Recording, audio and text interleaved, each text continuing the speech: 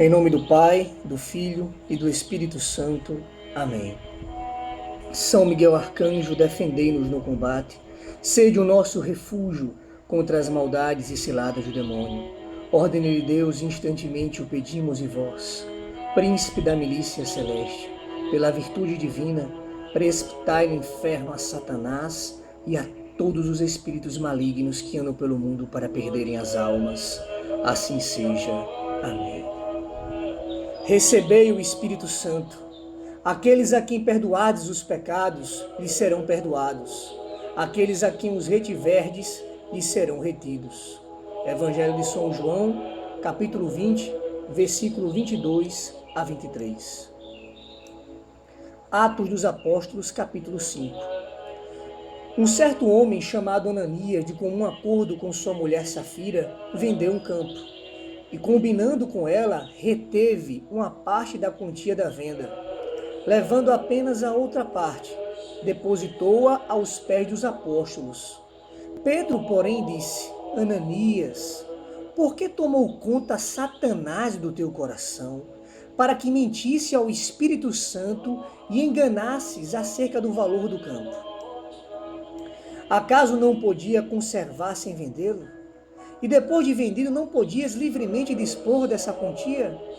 Por que imaginaste isso em teu coração? Não foi aos homens que mentiste, mas a Deus. Ao ouvir estas palavras, Ananias caiu morto. Apoderou-se grande terror de todos os que o ouviram. Uns moços retiraram-o dali, levaram-o para fora e o enterraram. Depois de umas 3 horas, entrou também sua mulher, nada sabendo do ocorrido. Pedro perguntou-lhe: Dize-me, mulher, foi portanto que vendeste o vosso campo? Respondeu ela: Sim, por esse preço. Replicou Pedro: Por que combinastes para pôr à prova o Espírito do Senhor? Estão ali à porta os pés daqueles que sepultaram teu marido. Hão de levar-te também a ti. Imediatamente caiu aos seus pés e expirou.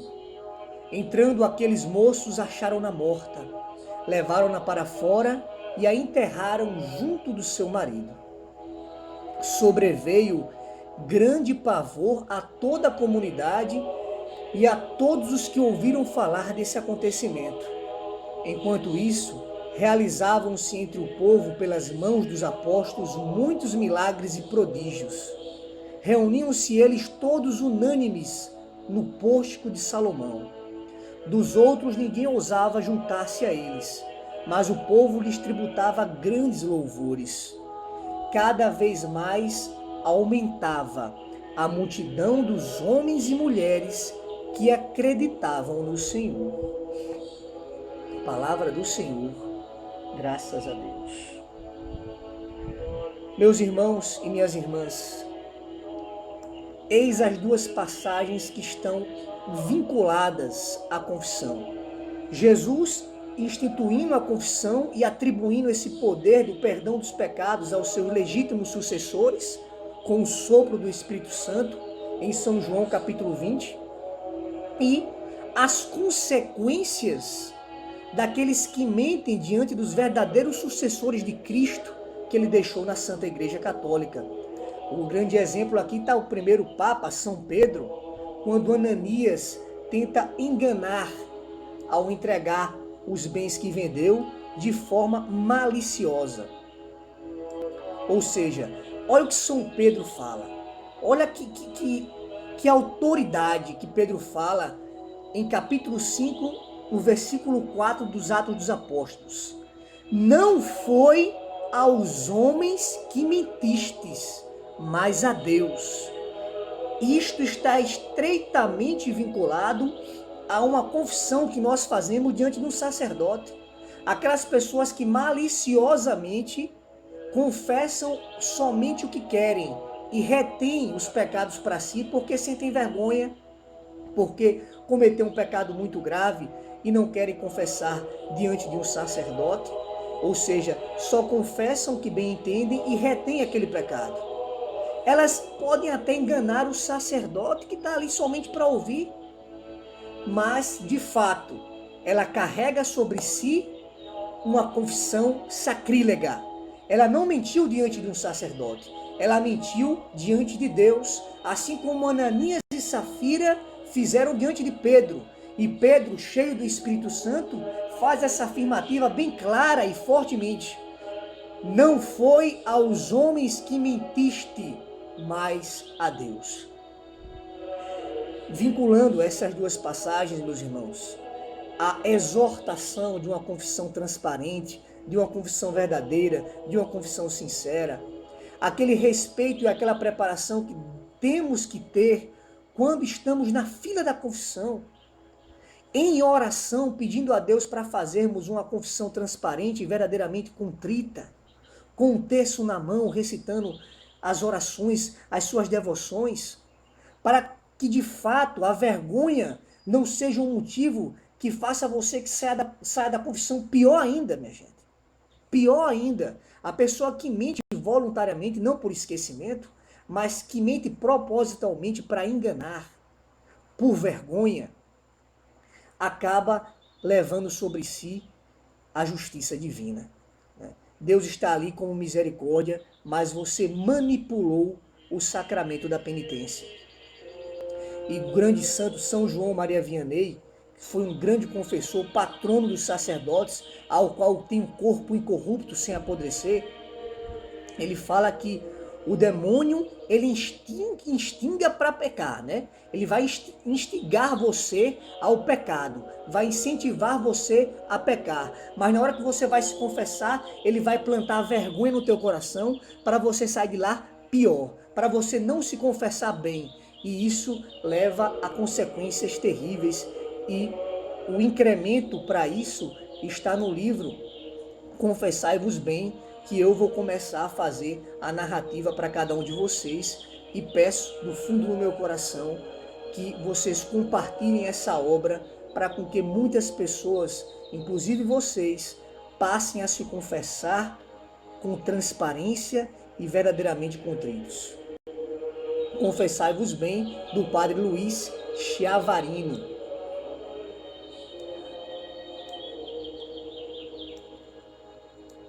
Qual a razão desta obra?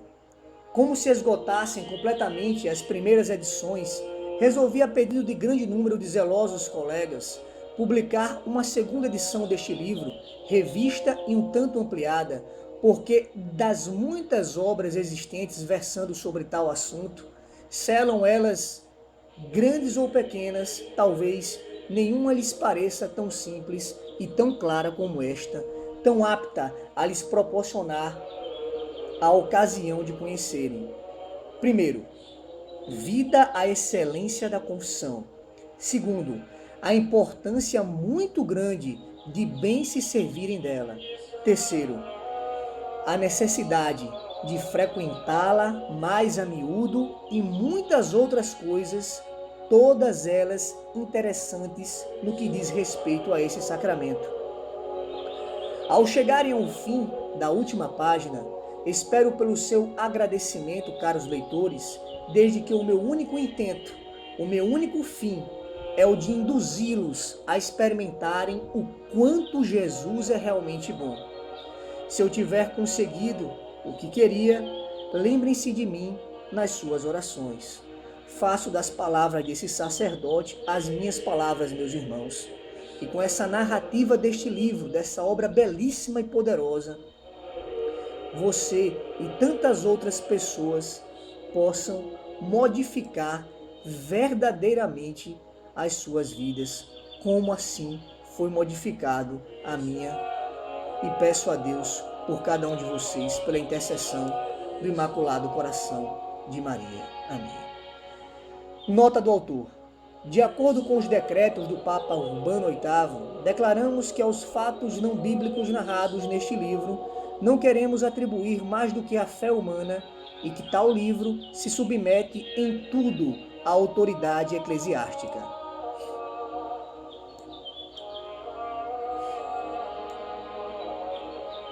O principal motivo da perdição.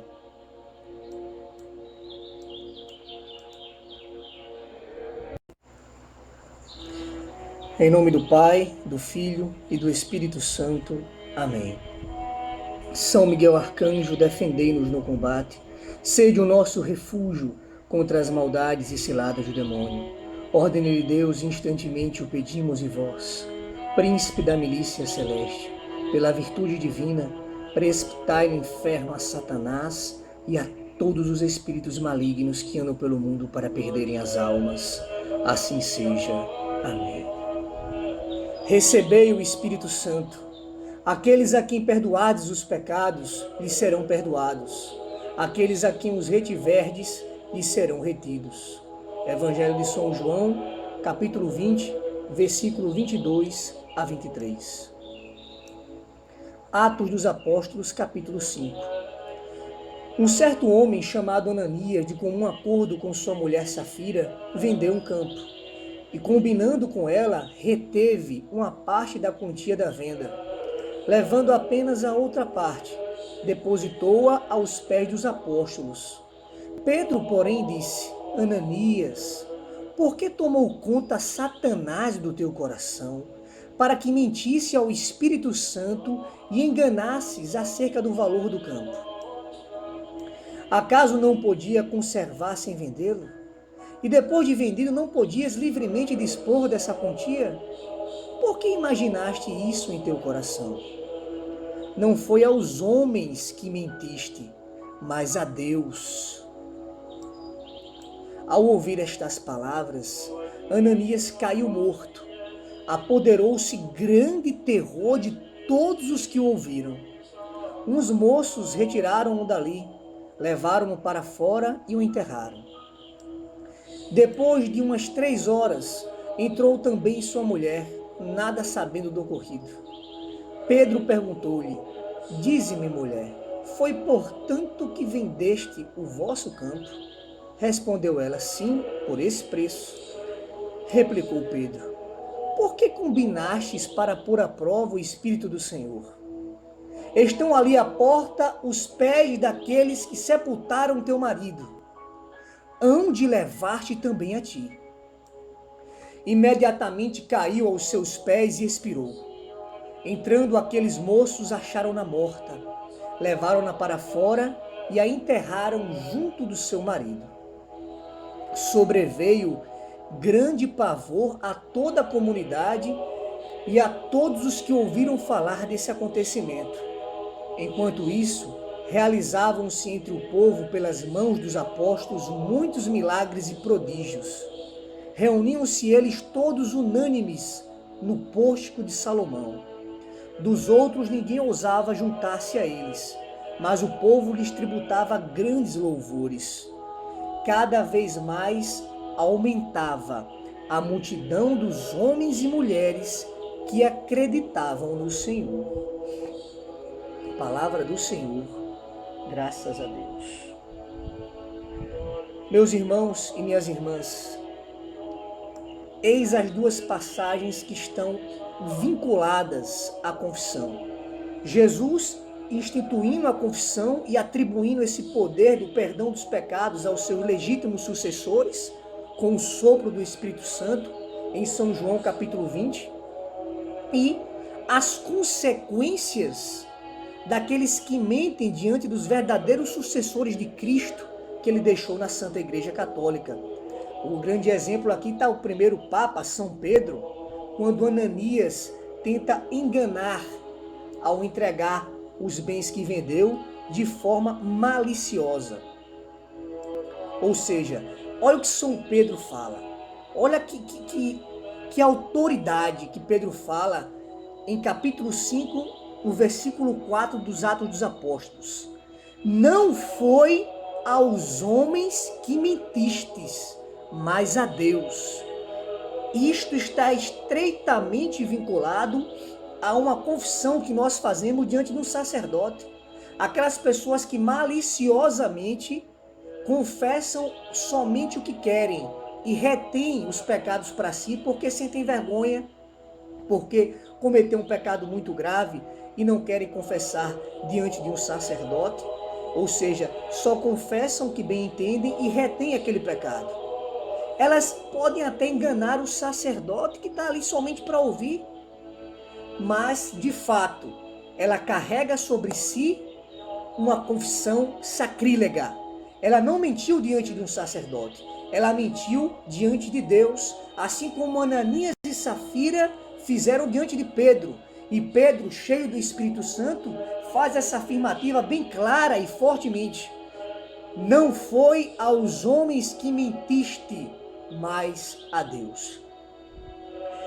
Vinculando essas duas passagens, meus irmãos, a exortação de uma confissão transparente, de uma confissão verdadeira, de uma confissão sincera, aquele respeito e aquela preparação que temos que ter quando estamos na fila da confissão, em oração, pedindo a Deus para fazermos uma confissão transparente e verdadeiramente contrita, com um terço na mão, recitando as orações, as suas devoções, para que de fato a vergonha não seja um motivo que faça você que saia da confissão. Pior ainda, minha gente. Pior ainda, a pessoa que mente voluntariamente, não por esquecimento, mas que mente propositalmente para enganar, por vergonha, acaba levando sobre si a justiça divina. Deus está ali como misericórdia, mas você manipulou o sacramento da penitência. E o grande santo São João Maria Vianney foi um grande confessor, patrono dos sacerdotes, ao qual tem um corpo incorrupto sem apodrecer. Ele fala que o demônio, ele instiga para pecar, né? Ele vai instigar você ao pecado, vai incentivar você a pecar. Mas na hora que você vai se confessar, ele vai plantar vergonha no teu coração para você sair de lá pior, para você não se confessar bem. E isso leva a consequências terríveis. E o incremento para isso está no livro Confessai-vos Bem, que eu vou começar a fazer a narrativa para cada um de vocês, e peço do fundo do meu coração que vocês compartilhem essa obra para que muitas pessoas, inclusive vocês, passem a se confessar com transparência e verdadeiramente contritos. Confessai-vos Bem, do Padre Luiz Chiavarino.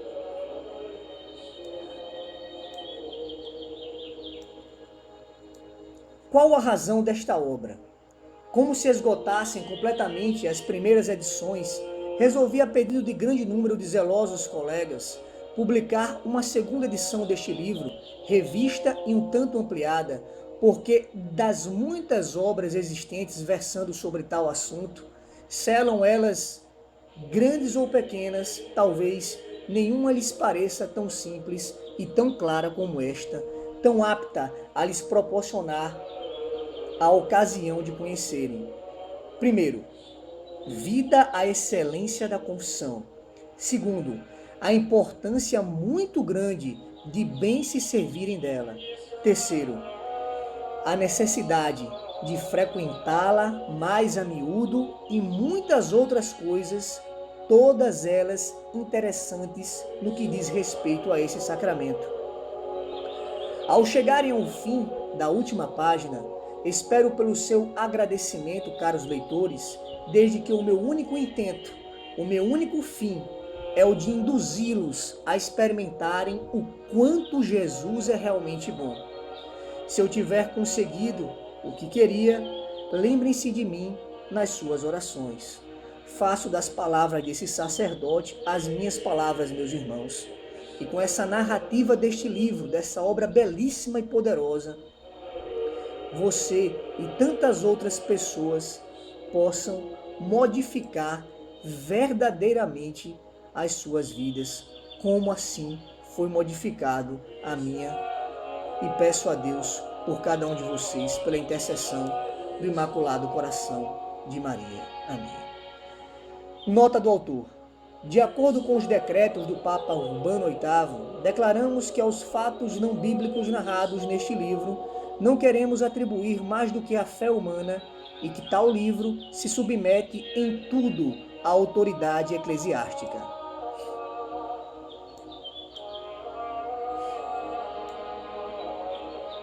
O principal motivo da perdição.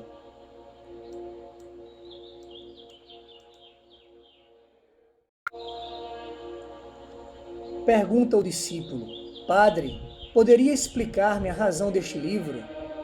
Responde o mestre: Chamei-o assim por causa do fato seguinte. Conta-se certa moça, tendo caído por desgraça um desses pecados que tanto envergonham na confissão. Vivia triste e desconsolada. Passaram-se assim muitos meses, sem que nenhuma das companheiras da coitada descobrisse a causa de tanta aflição. Nesse interim, aconteceu que a sua melhor amiga, muito virtuosa e devota, morreu santamente. Uma noite, a chamam pelo nome. Quando está no melhor do sono, reconhece perfeitamente a voz da amiguinha morta que vai repetindo: Confesse-se bem, se você soubesse o quanto Jesus é bom. A moça tomou aquela voz por uma revelação do céu. Criou coragem e, decidida, confessou o pecado que era a causa de tanta vergonha e de tantas lágrimas. Naquela ocasião, tamanha foi a sua comoção, tão grande o seu alívio, que depois disso contava o fato a todo mundo e repetia por sua vez: Experimentem e vejam o quanto Jesus é bom. Muito bem, diz o discípulo, acredito nisso plenamente, porque já fiz mais de 100 vezes a experiência de tal verdade. O mestre continua: Pois então agradeça a Deus de todo o coração e continue a fazer boas confissões. Ai daquele que envereda pelo caminho do sacrilégio. É essa a maior desgraça que nos pode acontecer, porque dela não teremos mais a força de nos afastar. E assim prosseguiremos, talvez até a morte, precipitando-nos no abismo da perdição eterna. Diz o discípulo: é assim que anda uma confissão mal feita. É o principal motivo, a causa capital.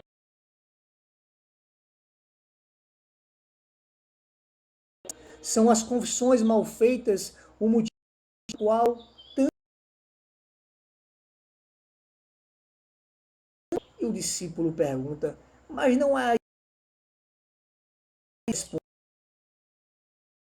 nenhum, e nem sou eu quem o diz. Afirmam-nos os santos que melhor conhecem as almas, e viu Santa Teresa em uma visão. Estava a santa rezando quando de repente abrem-se diante dos seus olhos uma voragem profunda, cheia de fogo e de chamas, e nesse abismo precipitam-se com abundância, como neve no inverno, as pobres almas perdidas. São as confissões mal feitas o motivo pelo qual tantas pessoas perdem suas almas e vão para o inferno. Assustada, a santa levanta os olhos ao céu e clama: Meu Deus! Exclama: Meu Deus! O que é que eu estou vendo? Quem são elas? Quem são todas essas almas que se perdem? Com certeza devem ser as almas dos pobres infiéis. Responde o Senhor: Não, Teresa, não. As almas que neste momento vês precipitarem-se no inferno com o meu consentimento são todas elas almas de cristãos como tu. E diz Santa Teresa: Mas então devem ser almas de pessoas que não acreditavam, que não praticavam a religião, que não frequentavam os sacramentos. E o Senhor fala: Não, Teresa, não.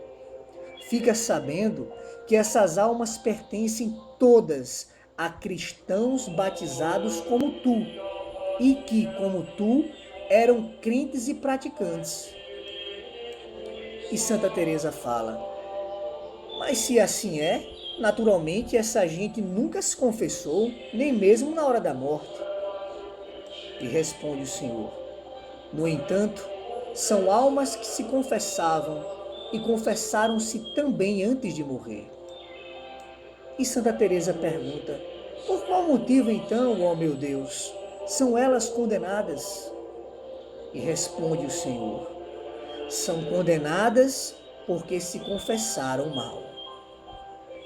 Vai, Teresa, conta a todos esta visão e recomenda aos bispos e sacerdotes que nunca se cansem de pregar sobre a importância da confissão e contra as confissões mal feitas, a fim de que os meus amados cristãos não transformem o remédio em veneno, a fim de que não se sirvam mal desse sacramento, que é o sacramento da misericórdia e do perdão.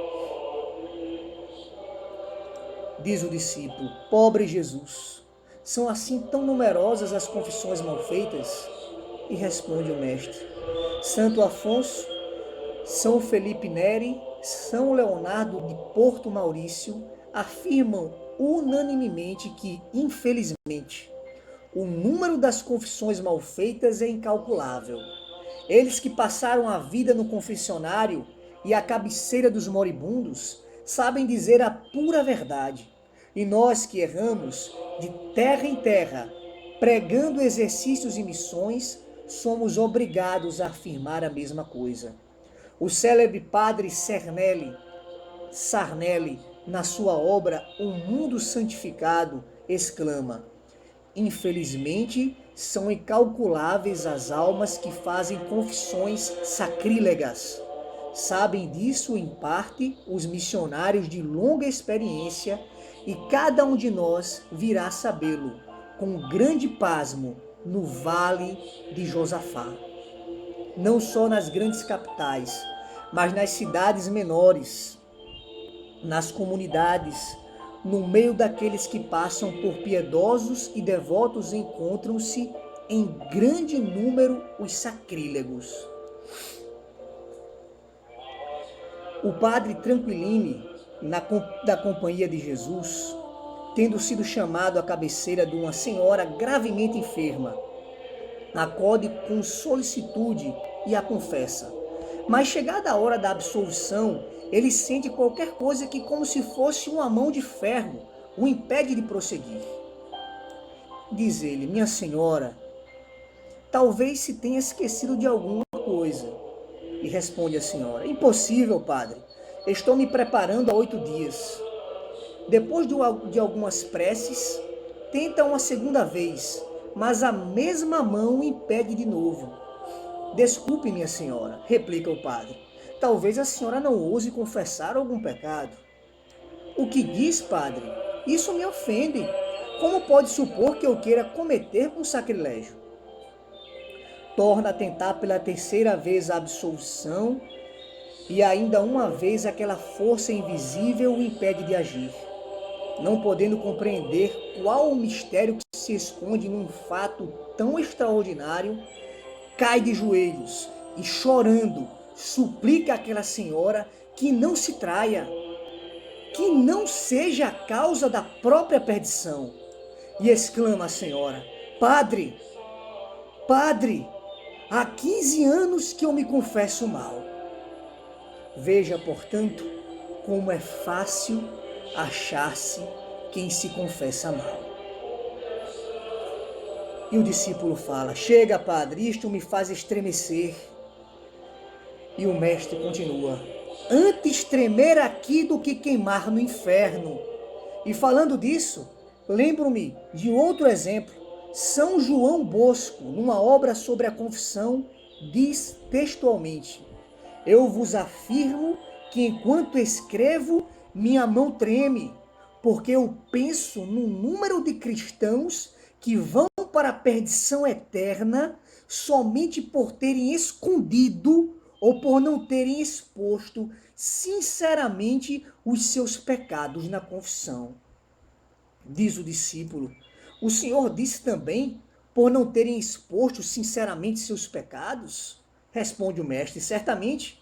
Aquele que, por exemplo, confessa só os maus pensamentos, quando além disso cometeu ações ou atos impuros, aquele que confessa ter cometido tais atos sozinho, quando os cometeu com outros, aquele que esconde o número conhecido de suas faltas, aquele que, interrogado pelo confessor, não diz a verdade. Todos esses fazem más confissões.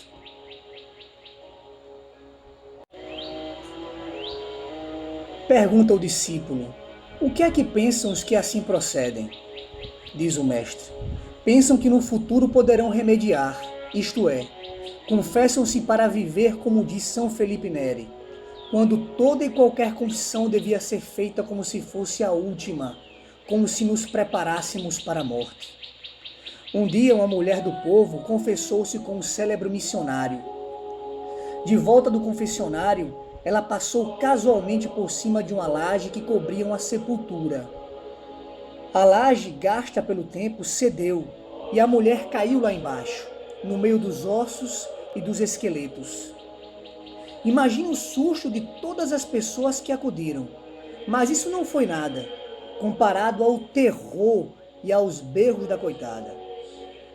Logo depois que, com muito esforço e trabalho, conseguiram tirar a mulher dali, ela, que escapou ilesa, voou para o confessionário e exclamando: Padre, Padre, até hoje eu só me tinha confessado para viver, mas agora eu vi a morte diante de mim. Quero confessar-me como se eu fosse morrer. E tornou a fazer, tremendo aquela confissão que, momentos antes, tinha feito mal.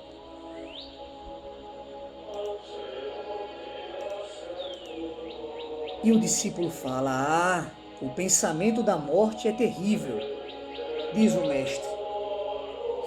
É terrível sim, mas muitíssimo salutar, e é pior isso que cada vez que nos confessamos, devíamos tê-lo na mente. Dentre os inúmeros fatos maravilhosos que se contam a história de Dom Bosco, destaca-se este. No Salesiano de Turim, faziam-se os santos exercícios espirituais e todos os seus presentes, alunos internos, com a máxima seriedade. Muito piedosos, rezavam com fervor e colhiam os frutos de suas preces para o bem de suas almas. Enquanto esses cumpriam o seu piedoso dever, um jovem refratário a toda e qualquer súplica e aos mais afetuosos cuidados de Dom Bosco e dos demais superiores, teimou em não se querer confessar, nem mesmo naquela circunstância. Os bons padres tinham feito todo o possível para convencê-lo, mas inutilmente. Ele repetia sempre: em qualquer outra ocasião, sim, mas agora não. Vou pensar nisso depois. Agora não sei tomar uma resolução. Com essa desculpa, chegou ao último dia das cerimônias. Dom Bosco então recorreu a uma estratagema. Escreveu numa folha de papel estas palavras: e se você morresse durante a noite? E escondeu-a entre o lençol e o travesseiro do rapaz. Cai a noite, todos se vão deitar, e o nosso jovem, despreocupado, também se despe. Mas eis que quando vai entrar na cama, encontra a tal folha. Um ó de espanto que ele não pôde conter lhe sai dos lábios. Pega no papel, olha-o, vira-o e revira-o, e por fim, descobrindo que há nele qualquer coisa escrita, arregala os olhos e lê: e se você morresse durante a noite? Dom Bosco. Dom Bosco, exclama ele, mas Dom Bosco é um santo. Ele conhece o futuro. Talvez aconteça isso mesmo. E se eu morresse durante a noite? Mas eu não quero morrer. Não, quero viver, quero viver. E enquanto isso, para que os companheiros não reparem, ele se deita, cobre-se e, cheio de coragem, tenta pegar no sono. Qual nada. Adormecer naquele estado, com aquelas palavras que o atormentavam como se fossem espinhos agudos? É impossível. Ele revira na cama, vira e revira, fecha os olhos com força, mas tudo inútil. Ouve sem cessar, cada vez mais vivo, cada vez mais forte, o som daquelas palavras. Ele imagina como se visse o inferno aberto e Jesus que o condena, e diz: pobre de mim, e se eu morresse mesmo? Um arrepio gelado corre-lhe pela espinha, ele sua frio.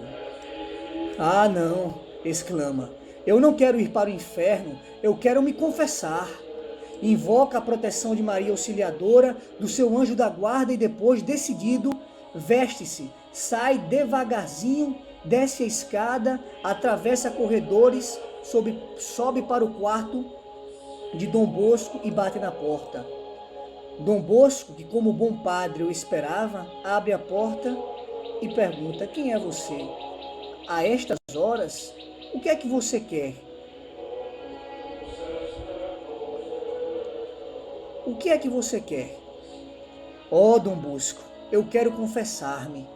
À vontade, se você soubesse com que ansiedade eu esperei. Introduzido na antecâmara, o rapaz cai de joelhos e depois de feita a confissão, com o perdão de Jesus, volta feliz e tranquilo para a cama e já não tem medo. O pensamento da morte já não o assusta e ele diz: como estou contente, mesmo que eu tenha que morrer, que importa se eu recuperei a graça, se eu tornei a ser amigo de Jesus. Adormece serenamente e sonha. Vê o céu aberto, os anjos jubilosos que voam levíssimos, entoando os cânticos mais lindos, os mais belos hinos. Que rapaz de sorte!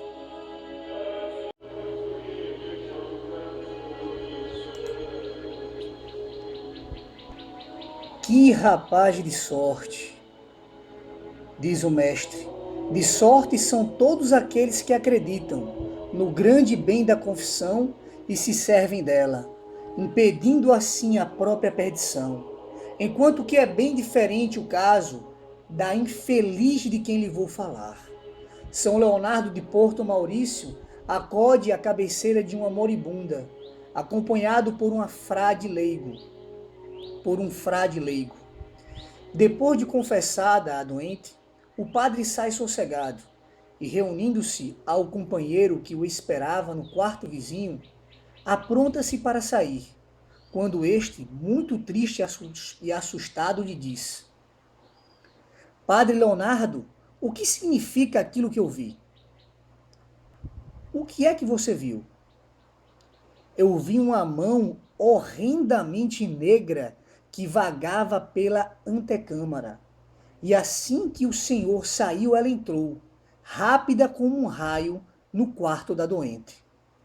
Diante de tal história, São Leonardo volta para trás, torna a entrar no quarto e, ó, que cena terrível! Aquela mão negra estrangulava aquela desgraçada que, com olhos fora das órbitas e a língua caída, morria gritando: malditos sejam os sacrilégios! Malditos sejam os sacrilégios! E o discípulo fala: ó padre, então é mesmo verdade que as confissões mal feitas são a causa principal da perdição. E o mestre diz: por conseguinte, guerra à mentira e sinceridade absoluta na confissão. O funestíssimo porquê. Diz o discípulo: diga-me, padre, qual será o primeiro porquê de tantas confissões mal feitas? E o mestre responde: os porquês podem ser diversos, mas o principal é, sem dúvida, o medo. Ou seja, a maldita vergonha pela qual o demônio fecha a boca de muitos, fazendo-os calar ou confessar mal certos pecados ou o número deles. Você sabe como é que o demônio age quando quer induzir alguém ao pecado? Cerca o infeliz de 1000 maneiras, vai-lhe sugerindo. Ora, comete à vontade esse pecado, afinal, não é assim tão grave. Deus é bom, ele não quer castigar. Depois, com uma confissão, ele o perdoa e está tudo acabado. E assim, batendo hoje, batendo amanhã e sempre na mesma tecla, o demônio acaba triunfando, ou seja, fazendo cometer e talvez até repetir os pecados. Depois, então, quando o coitado, roído pelo remorso, resolve confessar-se, o demônio muda de tática. Novamente trata de impedir que Deus tome conta dessa alma, dizendo: Como ousas confessar esse pecado? O confessor ficará surpreendido, há de ralhar contigo, levá-lo-á a mal e é provável que te negue a absolução. Ora, vamos, não temas, confessar-te-ás depois. Há tempo de sobra, há sempre tempo para isso. E assim, o mais das vezes fecha a boca de quem estaria quase resolvido a falar, e induz os pobres infelizes a se calarem e a cometerem sacrilégios. Meus irmãos e minhas irmãs, veja o perigo, meus irmãos, o perigo de uma mal confissão e a importância de uma vida devocionária, de uma vida cotidiana de oração, meus irmãos. Principalmente no que condiz à devoção mariana do Santo Terço, do Santo Rosário, do Terço da Divina Misericórdia, dos Salmos, da leitura bíblica, da oração de joelhos, da penitência. Meus irmãos, não brinquemos com isso. A nossa confissão tem que ser uma confissão cotidiana, tem que ser uma confissão rotineira, tem que ser uma confissão devocional. Continuemos. Como ousas confessar esse pecado? Isso, instigação do demônio. Diz o discípulo. É esta mesma a tática do demônio? Responde o mestre. Certamente. Ele mesmo confessou a Santo Antonino, arcebispo de Florença. Um dia, tendo o santo visto o demônio junto do confessionário, perguntou-lhe: O que fazes aí? Estou esperando fazer a restituição. Qual restituição? Fala ou ai de ti? Venho restituir aos pecadores a vergonha e o medo que lhes roubei quando os fiz cometer os pecados. Diz o discípulo, se não me engano, parece-me que li que Dom Bosco também viu o demônio em circunstâncias análogas. Responde o mestre, justamente. E ouça como foi. Noite estava o santo confessando no coro da igreja de São Francisco de Sales, em Turim. Era grande o número de jovens ali reunidos, esperando que chegasse a sua vez. Pelo confessionário passam 10, passam 20 e chega finalmente um que, tendo já feito uma parte da confissão, para de repente. Continue, diz-lhe Dom Bosco, continue, que por inspiração divina lia na consciência dos seus filhos. Continue, e o resto? Não há mais nada, padre, mais nada. Não temas, meu filho. Continua, o santo confessor não ralha, não castiga, perdoa sempre, perdoa sempre, perdoa tudo em nome de Deus. Tem coragem, confessa-te bem. Não há mais nada, nada mais. Mas por que, meu filho, queres com uma confissão sacrílega dar prazer ao demônio, causar tristeza a Jesus, fazê-lo chorar? Garanto-lhe, padre, que não tenho mais nada a dizer. Dom Bosco, que vê o perigo que o infeliz jovem corre, inspirado por Deus, abandona a luta inútil e diz: Pois bem, olha quem está atrás de ti. O rapaz vira-se de repente, solta um grito agudo e, agarrando-se ao pescoço de Dom Bosco, exclama: Sim, padre, eu tenho mais este pecado. E conta o pecado que não ousava confessar. Os companheiros que estavam na igreja ouviram um grito. Assim que saíram, cercaram o rapaz e, curiosos, queriam saber o que tinha acontecido. E ele, sorrindo, apesar de estar ainda um tanto assustado: Se vocês soubessem, eu tinha cometido uma falta que não ousava confessar. Dom Bosco leu meu coração e eu vi o demônio que, sob a figura de um gorila de olhos de fogo e garras afiadas, estava pronto para me agarrar. Dom Bosco era um santo, diz o discípulo.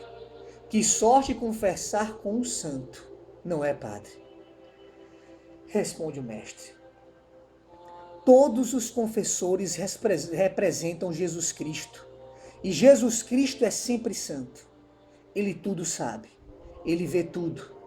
Tem pena de todos, perdoa tudo. Mas mesmo assim o demônio procura enganar e trair nas confissões? Justamente, responde o mestre, em todas as ocasiões. Assim como o lobo agarra as ovelhas pela garganta para que não gritem, e as carrega e as devora, assim também faz o demônio com certas almas. Agarra-as pela garganta, a fim de que não confessem os pecados, e as arrasta miseravelmente para o inferno. E pergunta o discípulo: que espertalhão malvado! Mas haverá quem, depois de enganado uma vez, se deixe levar por esse impostor? Responde o mestre. Há muitos, muitíssimos, infelizmente. Ai daquele que começa a seguir por esse caminho. São geralmente os que cometem pecados contra a pureza que enveredam por tal caminho. Geralmente não há dificuldade em confessar os pecados contra a fé, os pecados de blasfêmias, os de profanação dos dias festivos, os de desobediência, de vingança e mesmo os de furto. Mas quando se trata de acusar pecados de impureza ou ter que acrescentar certas circunstâncias que os acompanharam, ou ainda quando se trata de dizer um número bastante considerável dessas faltas, então uma maldita vergonha surge e fecha sacrilegamente a boca do penitente. De mais a mais, a confissão sacrílega geralmente não fica sozinha. Depois de uma vêm outras, e assim essas almas infelizes continuam durante anos e anos, e além disso, acrescentam a essas confissões mal feitas,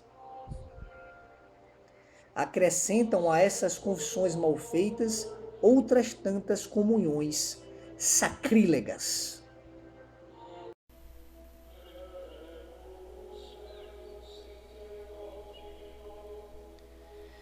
E não raro acontece que aqueles que, tendo começado a esconder pecados graves desde as primeiras confissões, chegam a uma idade avançada sem nunca fazerem uma boa confissão e sem nunca repararem a desordem de suas almas. É inacreditável, nota o padre da Bérgamo, é inacreditável como o medo e a vergonha são comuns principalmente entre os moços. Daí vem o hábito de continuar a calar os pecados para não sofrer a humilhação, o sacrifício de confessá-los. São Leonardo afirma ter tido a seus pés pessoas que, mesmo em perigo de morte, não puderam vencer a vergonha que lhes fechava a boca. Santo Afonso recomenda aos padres que falem frequentemente nos seus sermões com calor, com insistência, sobre esse perigo da vergonha que faz calar e insiste para que façam ver ao povo como as confissões mal feitas arruinam as almas, porque essa praga das confissões sacrílegas reina por toda parte, principalmente nos lugarejos. E como é comum que fatos e exemplos impressionem o povo, sugere aos padres que contem muitos exemplos de almas que se perderam por causa de pecados não confessados. E o discípulo fala: conte alguns, padre. E o mestre responde: com muito prazer. Conta-se que uma menina de 7 anos tinha tido a infelicidade de cometer certos atos impuros. Envergonhada, não ousou confessá-los na ocasião e nem mais tarde. Tendo adoecido gravemente, chamou o confessor, recebeu o santo viático, a extrema-unção e morreu. Todos, mãe, irmãs e amigas, lamentaram a sua perda, mas era para elas um conforto julgá-la salva e santa. Porém, 3 dias depois do enterro, quando o sacerdote se aproximava do altar para celebrar em sufrágio de sua alma, sentiu que o seguravam pelo braço, e uma voz triste e comovente lhe dizia baixinho: Padre, não reze por mim, porque eu estou condenada. Condenada por certos pecados que ocultei na confissão desde os 7 anos. Uma outra menina de 13 anos, na ocasião da Páscoa, tinha comungado junto com as companheiras. Mas eis que logo depois de recebida a santa partícula, tem um estremecimento, contorce-se e cai por terra. Os presentes acodem assustados e a carregam para uma casa vizinha. Acabada a função, o vigário se apressa a correr à cabeceira da menina, que continua a delirar e debater-se. Chama-a pelo nome e diz-lhe: Coragem, confia tudo a Jesus, aquele Jesus que recebeste na comunhão. Ouvindo essas palavras, ela regala os olhos e horrorizada exclama: Ah, Jesus! Ah, Jesus! Ah, não! Eu recebi mal. Eu cometi um sacrilégio escondendo certos pecados na confissão. E continuando a debater-se, expira pouco depois diante dos presentes, comovidos e penalizados.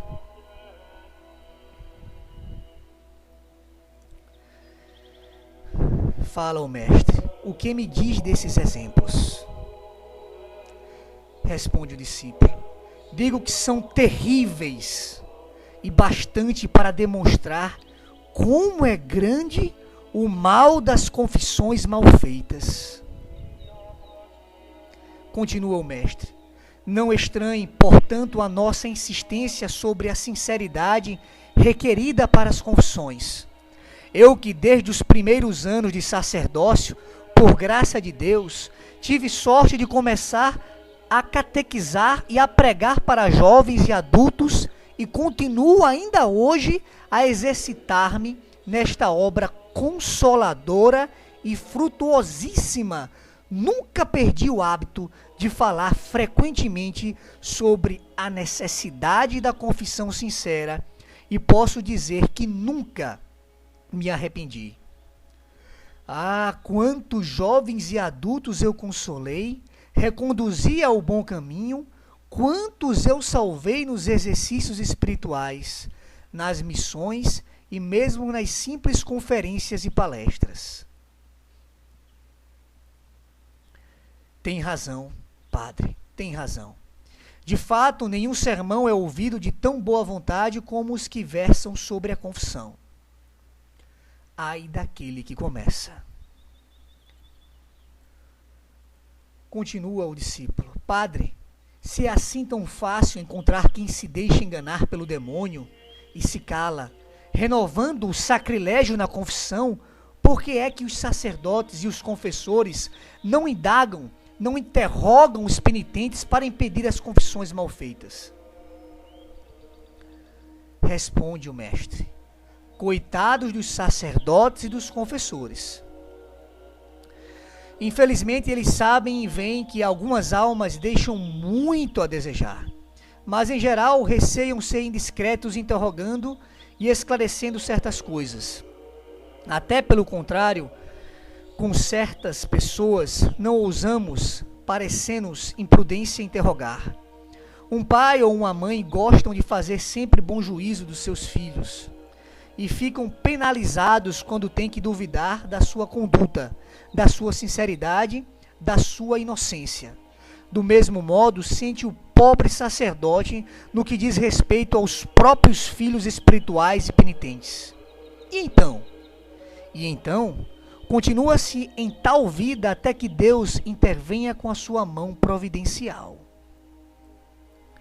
Eis porque, por ocasião dos exercícios espirituais, das missões, da Páscoa e de outras tantas festividades do mesmo gênero, encontram-se muitas almas, as quais, tendo tido a desgraça enorme de calar uma vez certos pecados na confissão, e continuaram depois com sacrilégios durante anos e anos, até o dia em que, tocados por graça especial, podem finalmente abrir os olhos e tranquilizar a consciência por tanto tempo torturada pelo remorso. Pregavam-se os exercícios em uma paróquia do Piemonte. Havia já alguns dias que tinha começado as confissões e desde o princípio eu notara uma pessoa de aspecto triste e indizivelmente constrangida que rondava os confessionários. Não fazia, porém, muito caso disso, quando eis que uma noite ela caiu aos meus pés e disse: Padre, ajudai-me, eu sou uma infeliz. Há 15 anos que eu me confesso mal. Só fui capaz de cometer sacrilégios, e desatou em pranto. Pois bem, cria coragem, eu respondi. Deus será misericordioso para a senhora também, e Jesus será infinitamente bom. Diga-me, quantos anos tem? Como é que enveredou por esse caminho? Tenho 27 anos. Quando tinha 12 apenas, por causa de uma curiosidade ilícita, eu cometi um pecado que não ousei confessar. Com tal sacrilégio, aproximei-me da mesa da comunhão e desde aquele dia até hoje, os pecados e sacrilégios sucederam-se uns aos outros. Rezei muito, chorei muito, fiz romarias, mas tudo em vão. Confessava-me todos os meses e até com mais frequência por ocasião dos exercícios espirituais. Repetia as confissões gerais, mas esses pecados eu sempre os escondi, por pura vergonha. E a senhora estava satisfeita com as suas confissões? Comungava tranquilamente?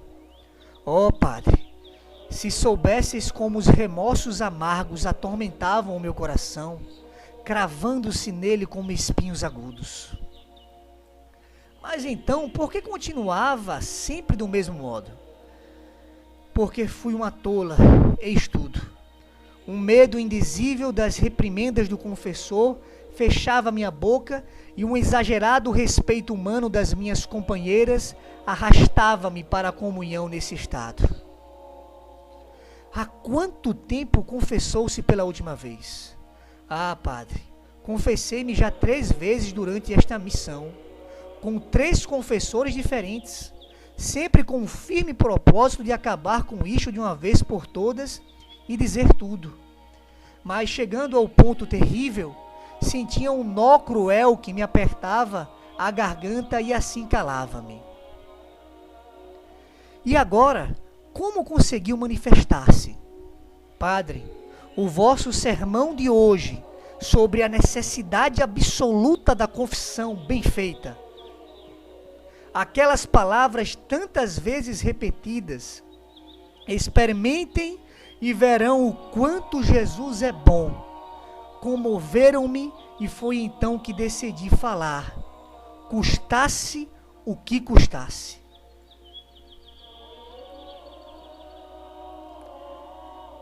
Tirem da minha frente este Cristo, não preciso dele. Eis a frase terrível. Ajudada pelo confessor, ela fez uma confissão geral das mais consoladoras. Tendo recebido a absolvição, não parava de repetir: agora chega, padre, chega de pecados e sacrilégios. Direi a todos que experimentei e que vi como Jesus é bom. São fatos que consolam, não é, padre? Diz o discípulo, pergunta o discípulo, e ainda bem que reconhece suas faltas. E o mestre responde: mas quantos não as reconhecem mesmo em ponto de morte? É uma coisa muito triste, mas infelizmente verdadeira.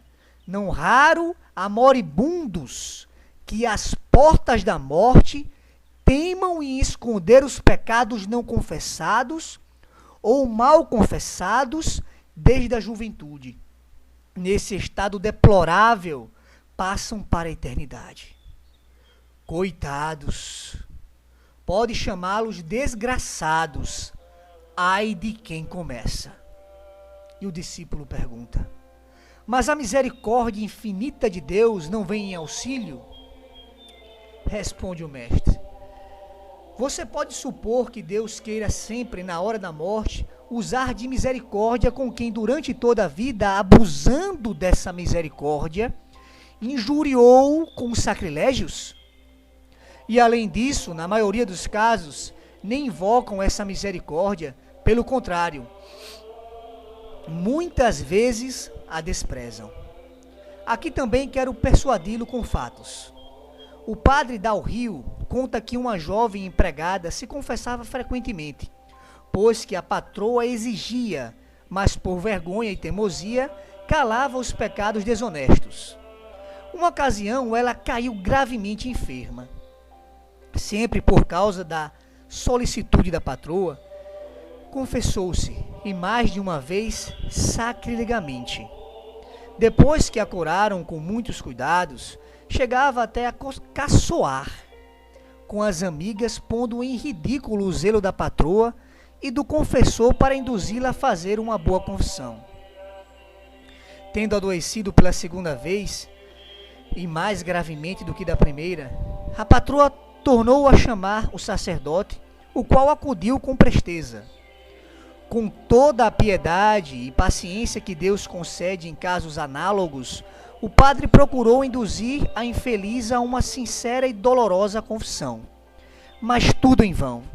Sempre teimosa, perseverou durante a longa agonia no propósito de se esquivar, de se calar, recusando-se até a repetir a jaculatória e as invocações sugeridas pelo confessor. Mostrava-se aborrecida com tudo aquilo e com a presença do padre. E quando, por fim vendo que chegava o momento da morte, o sacerdote lhe pediu que beijasse o crucifixo. Ela, com esforço supremo, o afastou com maus modos e, olhando-o com desprezo, disse: tirem da minha frente este Cristo, não preciso dele. E voltou-se para o outro lado, assim como um suspiro horrível expirou aquela alma impenitente e sacrílega. Ai daquele que começa.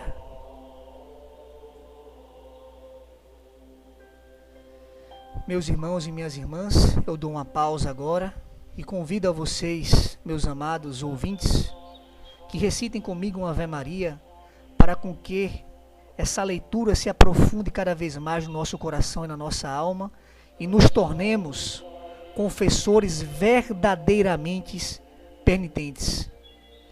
Que tenhamos este hábito de confessar frequentemente com transparência e sinceridade. Roguemo-nos a Nossa Senhora. Ave Maria, cheia de graça, o Senhor é convosco. Bendita sois vós entre as mulheres, e bendito é o fruto do vosso ventre, Jesus.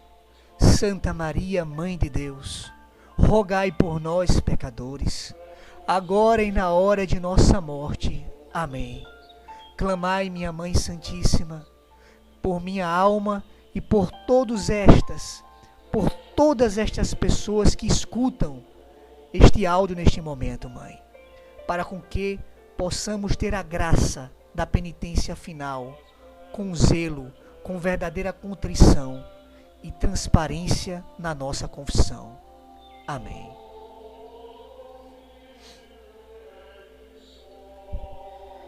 O padre Agostinho de Fusignano contata-nos um fato análogo que se deu na sua presença. Uma mulher infeliz escondia na confissão os pecados mais graves. Apesar dos sermões ouvidos contra essa vergonha sacrílega, apesar das mais amorosas exortações, apesar do mais agudo remorso da consciência, ela não soube aproveitá-los. Cansada a misericórdia de Deus de esperar, feriu-a com uma doença violenta que a pôs em ponto de morte. O confessor foi chamado prontamente, mas a infeliz, assim que o viu, exclamou: Padre, chegastes a tempo para ver uma mentirosa penitente ir para o inferno. Eu me confessava com frequência, mas deixava sempre os pecados mais graves. Pois bem, confesse-os agora, respondeu o confessor. Não posso, gritou desesperada a infeliz. O tempo da misericórdia já passou, é chegado o momento da justiça. E delirando e contorcendo-se raivosamente, expirou, deixando em todos os presentes a mais triste e horrível impressão. Aqui também não será demais repetir: ai daqueles que começam.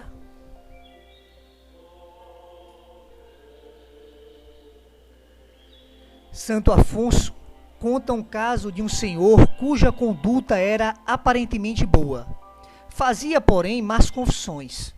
Tendo adoecido gravemente, foi visitado pelo vigário, o qual suplicou-lhe que recebesse os sacramentos, pois estava em perigo de vida. Mas o enfermo recusava-se a confessar. E por que, meu caro senhor, não quer confessar-se? Ah, respondeu o doente, é porque estou condenado. E Deus, para castigar os meus sacrilégios, tira-me a vontade e a força de repará-los. Dito isto, começou a morder a língua, a debater-se desesperadamente, gritando: maldita língua, maldito silêncio, malditos sacrilégios! Não foi possível convencê-lo, até que miseravelmente morreu. Exclama o discípulo: chega, padre, são coisas que arrepiam a gente. Eu, por mim, não quero cometer sacrilégios.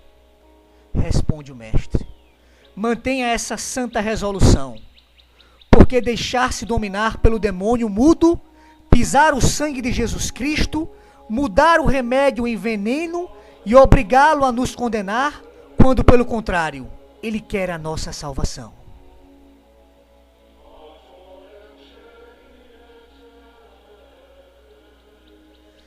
São Miguel Arcanjo, defendei-nos no combate. Sede o nosso refúgio contra as maldades e ciladas do demônio. Ordene-lhe Deus, instantemente o pedimos, e vós, príncipe da milícia celeste, pela virtude divina, precipitai no inferno a Satanás e a todos os espíritos malignos que andam pelo mundo para perderem as almas. Assim seja. Meus caros ouvintes, eu tenho que parar um pouco para poder fazer essas orações e continuar lendo, porque não é fácil. Essa revelação, ao meu redor, existe um verdadeiro combate espiritual, para que muitas pessoas não tenham essa graça enorme de poder ouvir esse áudio, porque é de extrema importância para nós católicos que desejamos do fundo do coração a nossa salvação e das pessoas que amamos. Continuemos. O demônio mudo. O discípulo pergunta: padre, o senhor há pouco falou no demônio mudo? O que vem a ser esse demônio mudo? Responde o mestre: é o demônio da impureza ou desonestidade. O próprio Jesus chama-o assim no Santo Evangelho. Mas o que é essa impureza ou desonestidade? São todos os pecados proibidos pelos 6º e 9º mandamentos, isto é, as más ações, os maus olhares, os maus desejos e as infidelidades e malícias no matrimônio. Então a impureza é um pecado muito grave, é um pecado gravíssimo e abominável diante de Deus e dos homens. Abaixa os que o cometem as condições dos brutos, é causa de muitos pecados e provoca os maiores e terríveis castigos nesta e na outra vida. A Sagrada Escritura chama os pecados de impureza pelos nomes mais baixos: crime péssimo, coisa detestável, horrível infâmia sem nome. São Paulo então diz claramente: nac limolis, nec fornicare, nec adulteri, regunum Dei possibellidum. Vida desonesta, morte impenitente. Isto quer dizer que nem os moles que pecam sozinhos, nem os devassos, nem os adúlteros que são infiéis no matrimônio possuirão o reino de Deus. Pobres de nós, devemos então estar sempre alerta. Certamente, os santos padres são todos da mesma opinião quando dizem que a impureza é o pecado que atrai maior número de almas para o inferno. Deveras? É isso mesmo. Santo Agostinho afirma que assim como a soberba populou o inferno de anjos, a desonestidade encheu de homens. E Santo Afonso acrescenta que todos os cristãos que são condenados o são por causa da desonestidade, ou pelo menos nunca sem ela. E qual será o motivo disso? Os motivos são especialmente dois. As desonestidades são pecados fáceis de cometer. Segundo, uma vez cometidos tais pecados, é difícil emendar-se. Por que são pecados bastante fáceis de cometer? Porque não devemos crer que os pecados de desonestidade consistem unicamente nas fornicações, nos adultérios e outros tantos pecados nefandos. Esses são excessos. Para se pecar mortalmente contra a pureza, bastam os olhares lascivos, as leituras obscenas, as canções impudiças, os gestos e as conversas maliciosas, os namoros licenciosos e até os pensamentos e complacências íntimos e os desejos impuros quando consentimos neles livremente. E por que são os mais difíceis para corrigir?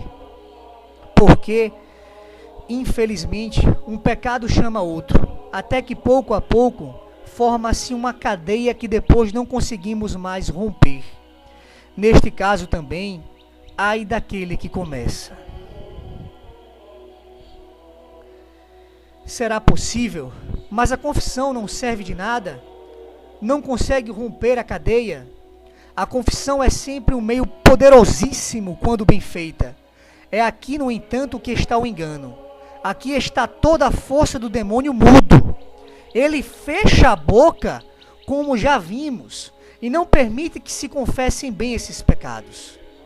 Oh, mas se confessarem bem todas as vezes, não prosseguiriam no caminho da desonestidade, não é mesmo, padre? A confissão seria mais forte do que eles. Justamente. O demônio mudo gosta das trevas, a confissão traz a luz, e a luz afugenta os pecados.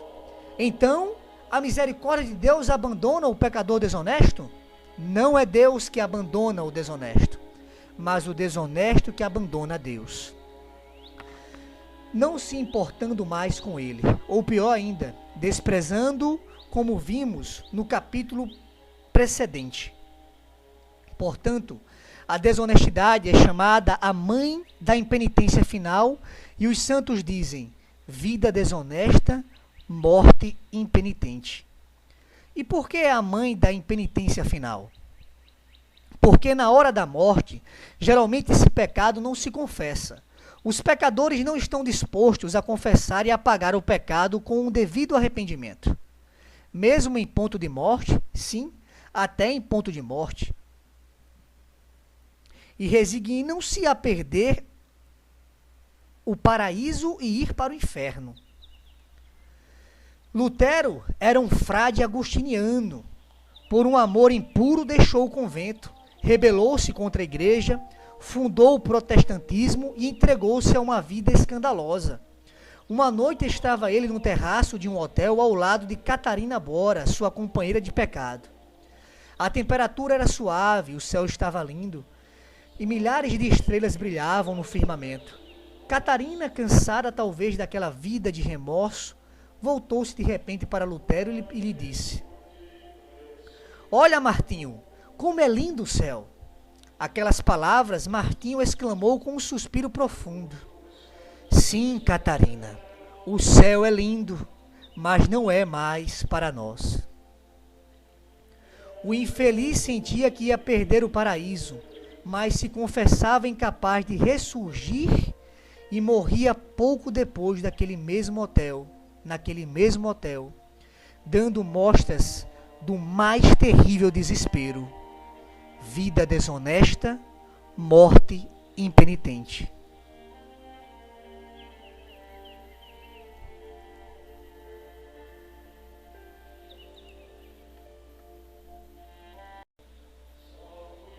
Teodoro Beza, sucessor de Calvino e chefe da Reforma Protestante, atingido por uma enfermidade mortal, foi visitado por São Francisco de Sales. Este, com seu zelo ardente, tentou todos os meios possíveis para induzi-lo a abjurar o erro, voltar para o seio da Igreja Católica e preparar-se para uma morte cristã. Impossível, repetia, suspirando o doente de quando em quando, impossível. Por fim, como o santo insistia para saber o porquê daquela palavra impossível, Teodoro, com esforço, apoiou-se no cotovelo, puxou uma cortina que fechava uma alcova e, mostrando uma mulher ali escondida, eis aí, exclamou, a razão da impossibilidade de me converter e de me salvar. Preferiu a morte e o inferno, mas não deixou o pecado. Aqui também, vida desonesta, morte impenitente.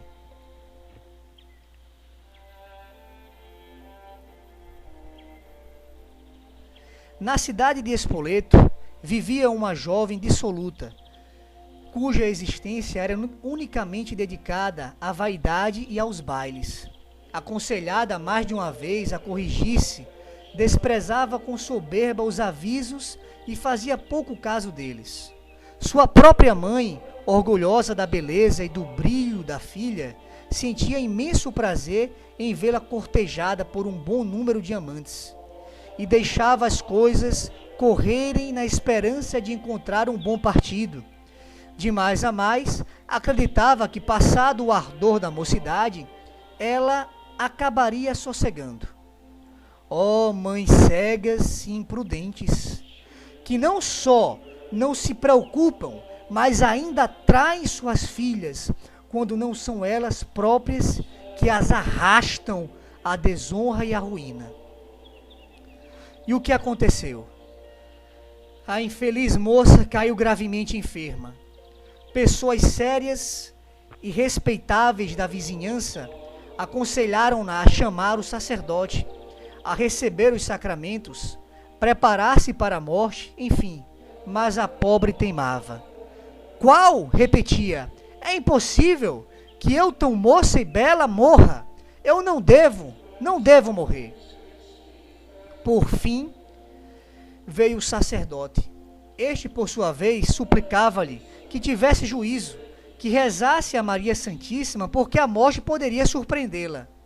Qual morte? Qual nada? Eu devo viver. Eu não posso, não quero morrer. Como a insistência aumentasse, por fim, percebendo que as forças começavam a faltar-lhe, com um esforço supremo exclamou com ira: Pois bem, se é assim, se é que eu vou mesmo morrer, vem tu, Satanás, e toma minha alma a ti. E, cobrindo o rosto com o lençol, entregou no demônio a alma desesperada. Vida desonesta, morte impenitente.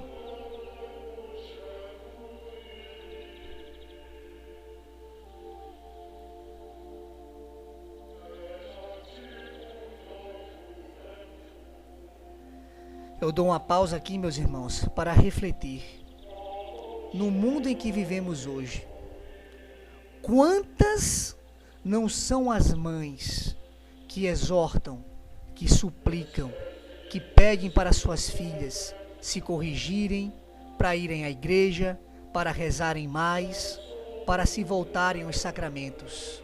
E quantas filhas não escutam as suas mães e vivem mundanamente.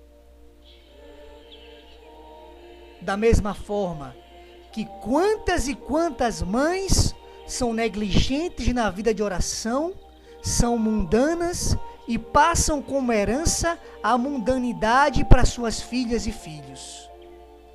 Quanta lamentação! Continuemos.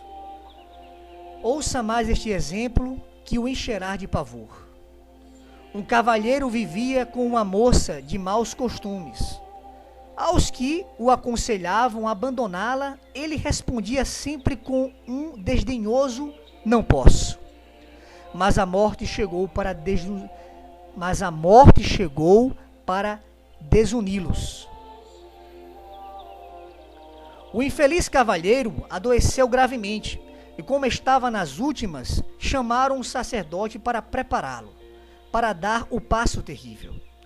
Tão caridoso e paciente foi o padre que o enfermo humildemente respondeu: "Com prazer, apesar de ter levado uma vida má, desejo ter uma boa morte com uma santa confissão. O senhor quererá receber também os sacramentos como um bom cristão? É com prazer que os receberei, se vos dignardes de mos administrar. Mas isto não será possível se o senhor não despedir primeiro aquela moça." "Ah, isso, padre, eu não posso fazer." "E por que não pode?" "Pode e deve fazê-lo, meu caro senhor, se quiser salvar-se." "Mas eu repito, não posso." "Mas o senhor não vê que com a morte tão próxima, será obrigado a deixá-la por força?" "Não posso, padre, não posso." "Mas assim, eu não absolvo, não lhe administro os sacramentos e o senhor perderá o paraíso, será precipitado no inferno." "Não posso." "Será possível que eu não possa obter do senhor outra palavra? Pense na sua honra, na sua estima se morrer excomungado." "Não posso", repetiu o infeliz pela última vez. E agarrando a moça por um braço, puxou-a para si, apertando-a com força ao peito, e assim nos braços daquela mulher, indigna, expirou.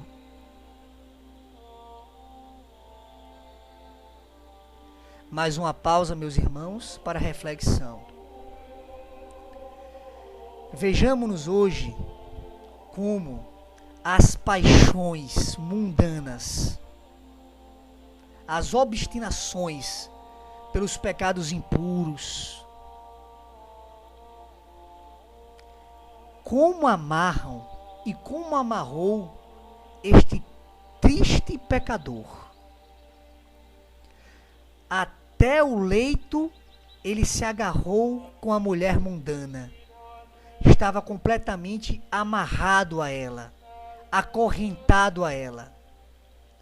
O que uma vida de oração, ou melhor, o que uma vida sem oração nos leva? Pessoas que não têm uma vida cotidiana de oração, de disciplina, de joelho no chão, de busca sacramental, vai estar sujeita às correntes do inimigo pelas paixões que o mundo oferece. E se você, meu irmão e minha irmã que está me ouvindo agora, está escrava pelo pecado e tem essa consciência, fique de joelhos no chão, reze o Santo Terço todos os dias e peça a Nossa Senhora para conduzi-los aos sacramentos, para fazerem confissões verdadeiras, para ficarem mais tempo dentro do sacrário em adoração com Jesus. Porque essas paixões, se vocês não comecem a combater agora, vocês podem ter um fim terrível, como o destes exemplos que estão sendo lidos agora. Continuemos. São tremendos, mas justos os castigos de Deus. Será possível, Padre, que não se pode mesmo abandonar o pecado? Na maioria dos casos, não se quer abandoná-lo, estudo. Santo Agostinho conta que um certo homem não ouvia nem os conselhos, nem as súplicas dos que procuravam convencê-lo a abandonar uma casa que frequentava com grande escândalo. Não quis saber de nada, dizendo que absolutamente não podia. Aconteceu que um dia, naquela mesma casa, lhe deram uma carga de pauladas das mais respeitáveis. Acredite que ele abandonou no mesmo instante a casa. A impossibilidade toda desapareceu. Qual non fecit dominus, acrescenta o santo, fecit baculus. Aquilo que Deus e o amor da alma não conseguiram, conseguiu a bengala. Muito interessante esse exemplo, meus irmãos e irmãs, porque foi através de uma pisa bem dada, de uma carga de pauladas, que dessa maneira possibilitou, de fato, a deixar de frequentar. Às vezes nós questionamos algumas coisas terríveis que acontecem com algumas pessoas, enfermidades, até uma pessoa ficar paralítica de repente, tantas outras enfermidades, mas não conhecemos de fato o quão grande é a misericórdia de Deus. Às vezes, por Deus mesmo, o próprio Deus permitir que essas doenças e acidentes terríveis aconteçam, para as pessoas poderem se corrigir e poderem herdar o reino de Deus. Como diz Jesus nos ensinamentos, né? É melhor entrar no céu com apenas um dos olhos do que ser lançado no inferno com os dois. Então, continuemos a nossa leitura, meus amados.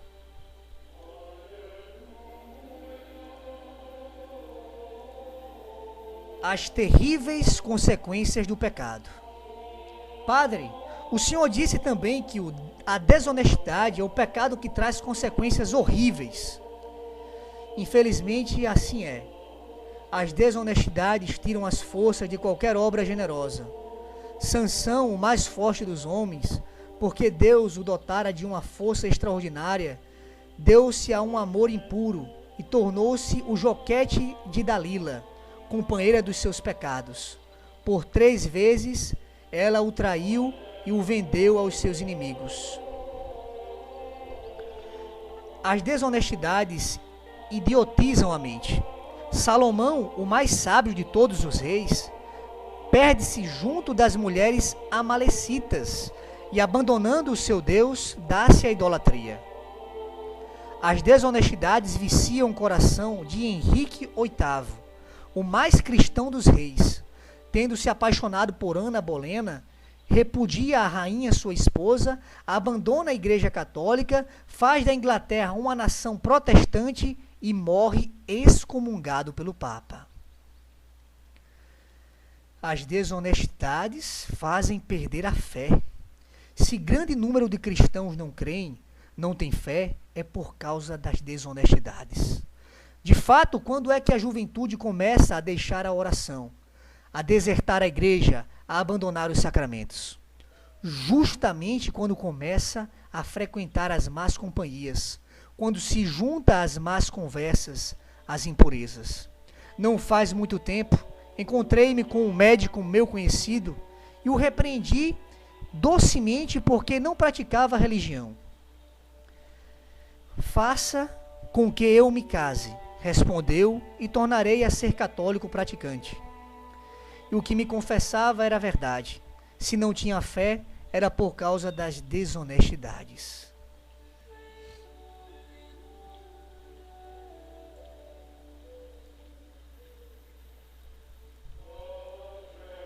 As desonestidades são a causa dos crimes mais hediondos. As desonestidades estragam a saúde, diminuem as forças, encurtam a vida. A existência de tantos moços fracos, de tantas doenças, de tantas velhices precoces, a multiplicação de hospitais para os débeis, para os raquíticos, para os dementes, para os abandonados. Aí estão para atestar quantos danos causam as desonestidades, mesmo à saúde.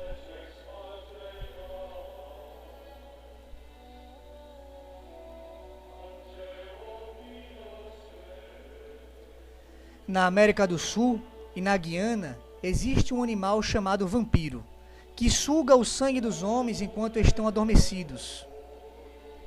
E quando está satisfeito, foge, deixando e vai aberta, o que frequentemente causa a morte. Pois bem, as desonestidades sugam o sangue, diminuem as forças, gastam a vida de quem se torna escravo delas. A desonestidade é parecida com a chama de uma vela. Ou bem apagamos a chama, isto é, desistimos do vício, ou bem acabamos a vela, isto é, extinguimos a própria vida. Mas quantos há que não querem acreditar e perdem a juventude, perdem a saúde, a alegria e a paz, para ir ao encontro de uma morte precoce e desonrosa. Pensam que vão colher e gozar o perfume das rosas, quando na verdade não traem senão espinhos venenosos.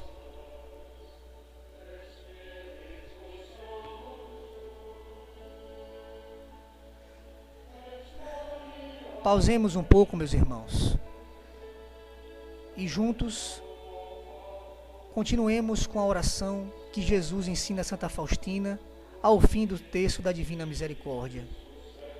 Deus Santo, Deus Forte, Deus Imortal, tende piedade de nós e do mundo inteiro. Deus Santo, Deus Forte, Deus Imortal, tende piedade de nós e do mundo inteiro. Deus Santo, Deus Forte, Deus Imortal, tende piedade de nós. Amém. Continuemos. É por falar em rosas, ouço um fato histórico que agora vem ao caso. Heliogábalo, imperador romano, suspeitando de uma traição dos seus generais e cortesãos, pensou em preveni-los e puni-los de um modo terrível. Feito no maior segredo os preparativos, convidou-os todos para um suntuoso banquete. Ao fim da festa, quando mais expansiva é a alegria, quando as músicas tocam as notas mais alegres, eis que surge a grande surpresa. Abre-se o teto da grande sala, e do alto começa a cair uma chuva leve de rosas lindas, frescas e perfumadas. Diante dessa novidade, o prazer chega ao auge, transforma-se em delírio. Todos se levantam gritando: viva Heliogábalo! Viva o imperador! E deliciam-se com as rosas, pegam-nas e adornam-se com elas. As palmas e os vivas multiplicam-se. Enquanto isso, o imperador sai sem ser visto. Abrem-se hermeticamente as portas e a chuva continua, aumenta, torna-se copiosa, tão forte que chega a cobrir as mesas e os convivas perdem os sentidos por causa do perfume asfixiante. Procuram uma saída, mas as portas estão fechadas e as janelas altíssimas protegidas por grades de ferro. Tarde demais descobre o engano e morrem todos sufocados pelo perfume e o peso daquelas rosas belíssimas. Pergunta o discípulo: Padre, é essa a triste história daqueles que se dão aos prazeres da impureza? Responde o mestre: precisamente. Infeliz da juventude que, enganada pelo perfume lascivo e sedutor de tais rosas, passa os anos mais belos gritando: amor, amor. O amor, ou seja, o vício, transforma-se-á bem cedo em veneno que castiga terrivelmente.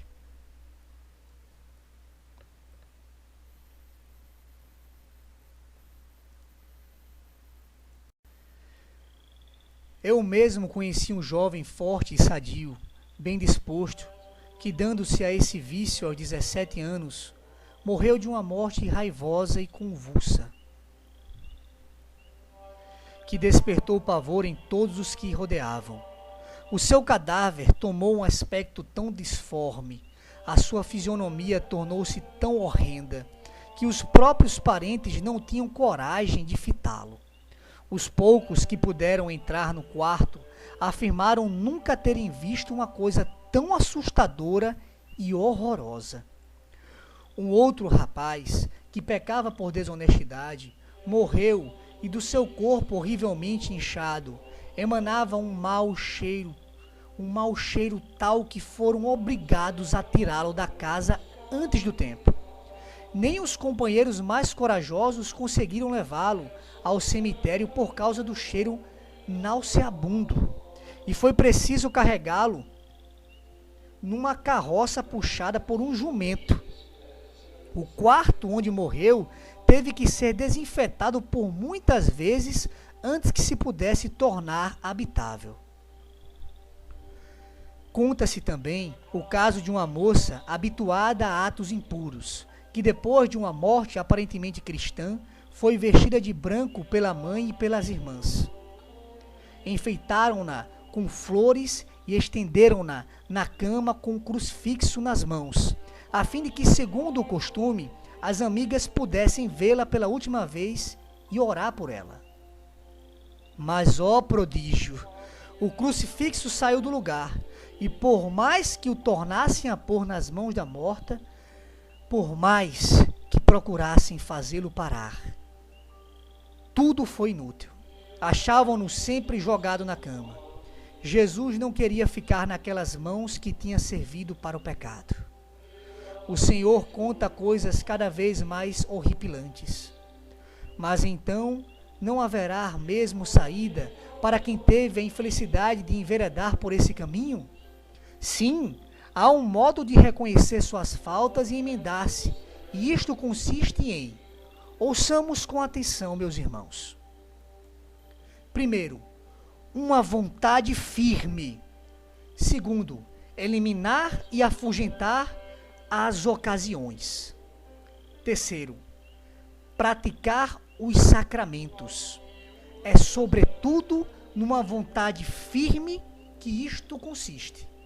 Santo Agostinho levou uma vida de libertino até os 30 anos, mas quando abriu os olhos, sentiu tamanha vergonha que se converteu, abandonou os prazeres e as loucuras da mocidade, se tornou sacerdote, bispo, santo e célebre doutor da igreja.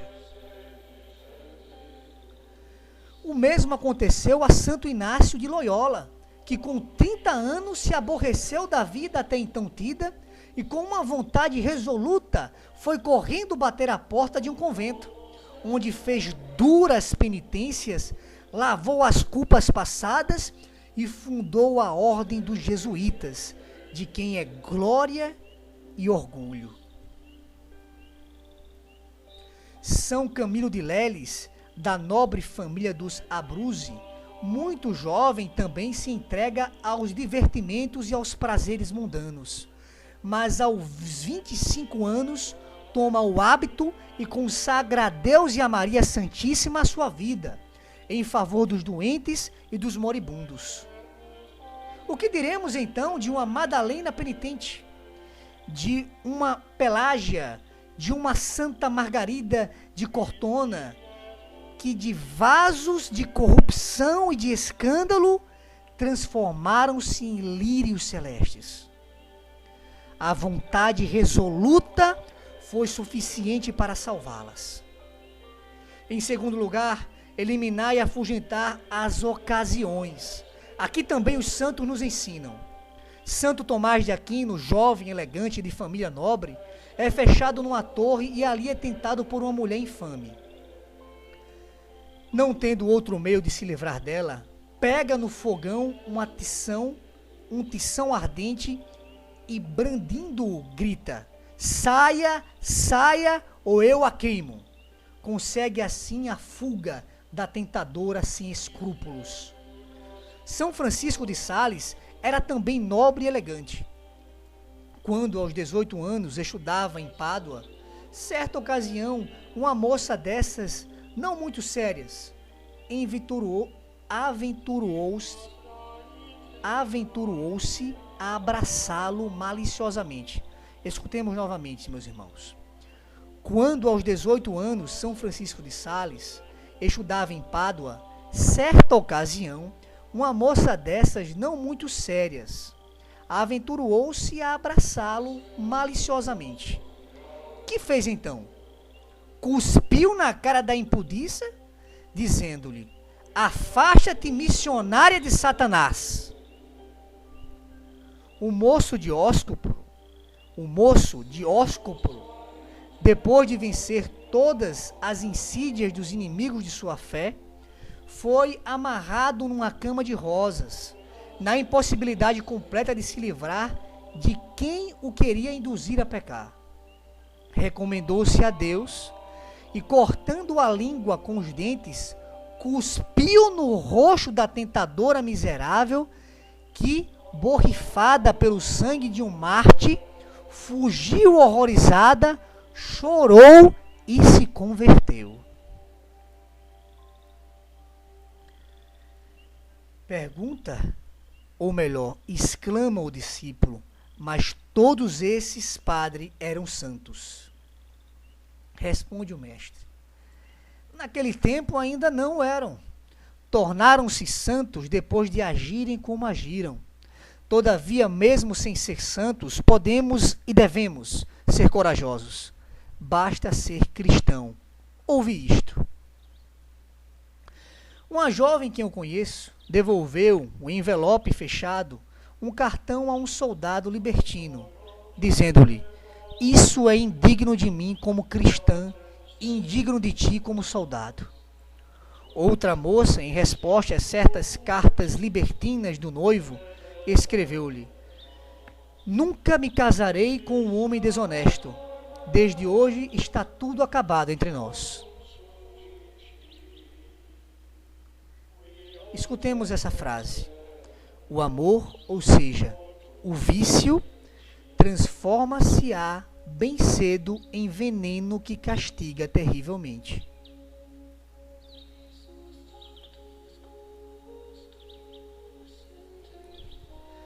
Não fez muito tempo que em Turim, no aperto da plataforma de um bonde, uma almofadinha lascivo tomou certas liberdades com uma mocinha direita. A moça virou-se, desdenhosa e sem mais, aplicou-lhe no rosto uma valente bofetada, dizendo bem alto: deseja saber a razão disso? Muito obrigado, não é preciso, responde o desastrado que desceu apressado com um lenço no nariz. Exclama o discípulo: muito bem, essa moça merece uma medalha. Responde o mestre: uma medalha igual merece esta, que eu também conheço. Certa ocasião, um sujeito sem educação sussurrou-lhe no ouvido não sei qual trivialidade. Sem perda de tempo, a moça deu-lhe 2 bofetões sonoros, acrescentando: estarei sempre pronta para repeti-los. Muitíssimo bem feito. Se todas se comportassem assim, ficariam logo livres dos zangões, não é, padre? Isso mesmo. E os que não são zangões ficariam livres dos pernilongos, ou seja, de certas moças sem pudor. Do ócio também devemos fugir. Ai dos ociosos. É justamente nos momentos de ócio que o demônio impuro intensifica os seus assaltos e aumenta suas vítimas. Então, o demônio também tem que ser tratado com cuspidas e bofetões? Justamente. E em terceiro lugar, para nos podermos livrar das impurezas, é necessária a frequência dos sacramentos. A confissão semanal, cada 2 semanas ou pelo menos mensal, e a comunhão o mais frequente possível. Nos sacramentos, o demônio impuro é desmascarado e vencido. Não há nada que ele tema mais, porque nada lhe é mais fatal. É impossível, diz São Felipe Neri, com ele Dom Bosco. É impossível que quem frequente bem a confissão e a comunhão continue a cometer impurezas. E eu dou graças a Deus, meus irmãos, louvemos a Deus e procuremos cada vez mais a confissão com frequência, a comunhão com frequência, a adoração e a recitação do Santo Terço, e alcancemos a posição de rezarmos o Santo Rosário todos os dias. Amém. Continuemos. O mundo não pode crer na castidade de tantos milhares de sacerdotes, freiras e religiosos.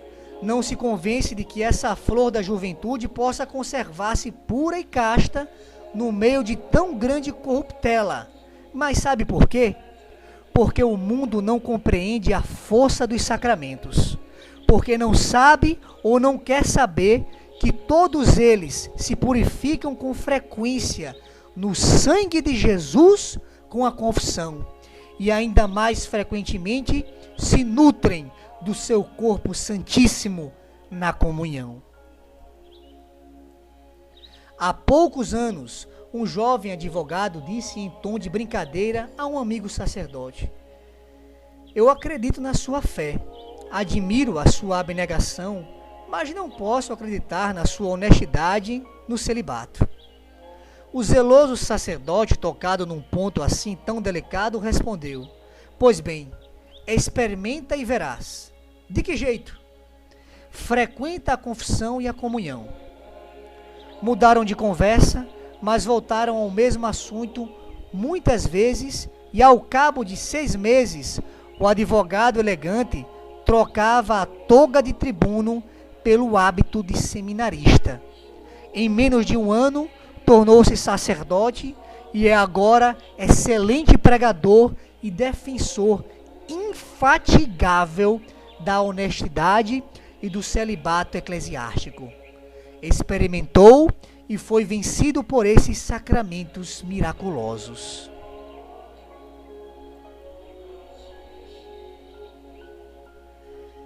Pergunta o discípulo: Padre, a honestidade, ou seja, a pureza, traz consigo vantagens? Responde o mestre: muitas e nobilíssimas. A pureza é como um lírio que se eleva acima de todas as flores pelo perfume e pelo candor. Ela nos torna senhores dos tesouros de Deus. O homem puro e honesto sente-se e mostra-se sempre tranquilo. Não teme suspeitas e calúnias, não se sente ligado nem escravo de outras pessoas. Goza de uma paz íntima inestimável. Sua vida é plácida e serena à sua morte. Tem imensa esperança, isto é, tem a certeza da salvação eterna. O seu prêmio, o seu gozo no paraíso são de todas especiais. Termino com um exemplo histórico. O célebre músico Mozart, aos 25 anos, tinha atingido o apogeu da sua glória.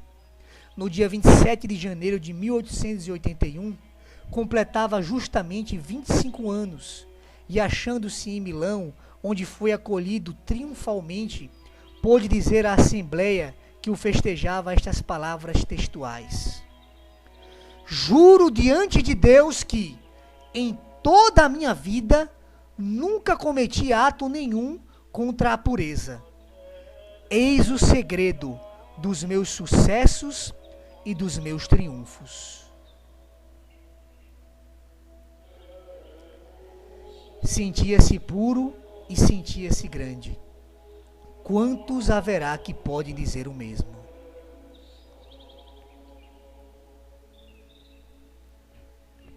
Pai nosso que estás nos céus, santificado seja o vosso nome.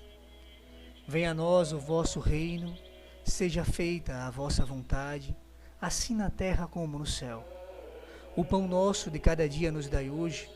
Perdoai-nos as nossas ofensas, assim como nós perdoamos a quem nos tenha ofendido. e não nos deixeis cair em tentação, mas livrai-nos do mal. Amém.